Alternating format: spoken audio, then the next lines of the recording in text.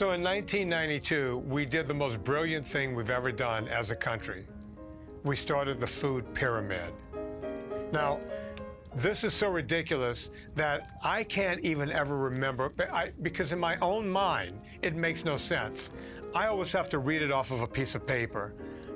The pyramid, at the base, the biggest part, was bread, cereal, and rice. 6 to 11 servings, not per week, hang on folks, per day. If you went to the maximum vegetables, that's 5 vegetables a day, 5 servings. And fruit, if you went to the max, that's 4. That's 20 servings of carbohydrates every day. And then when you get into milk and dairy, milk has carbohydrates, that's lactose in milk. That's like drinking sugar. And on meat, the most you can have in any given day is 3 servings. Now it gets even worse, because we start wondering this: what's a serving? What's a serving of meat?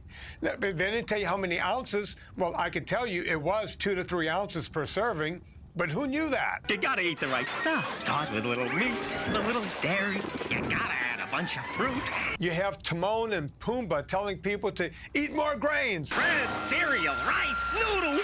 And eat a whole lot less fat. And if you thought that was ridiculous, the servings that they did give us with the food pyramid did not match what the government told us that servings should be on the packages of food. Those servings, which were also mandated by the government, were completely different from the servings that we heard about when it came to what was on the pyramid. The new food label represents nothing less than a major victory for the consumer and for the public health.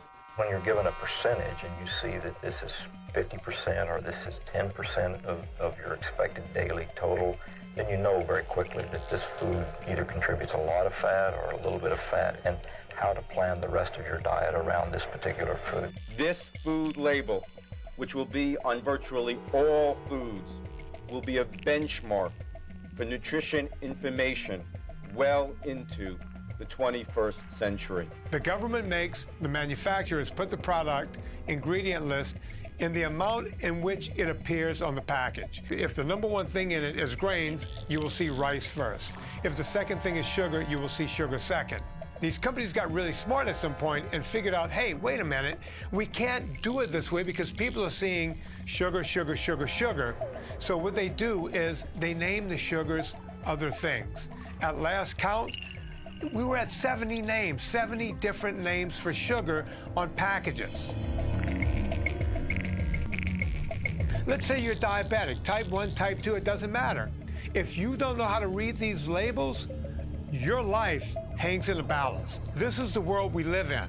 This is our society, this is our community. And if we don't fix it, who will? No one will. The food label has become a veritable minefield of misleading and downright false claims. And many in Congress feel the same way. They're concerned that any confusion over the truthfulness of health claims could be dangerous because the potential benefit of displaying important health information on food labels would be lost if consumers lose confidence in what they're being told.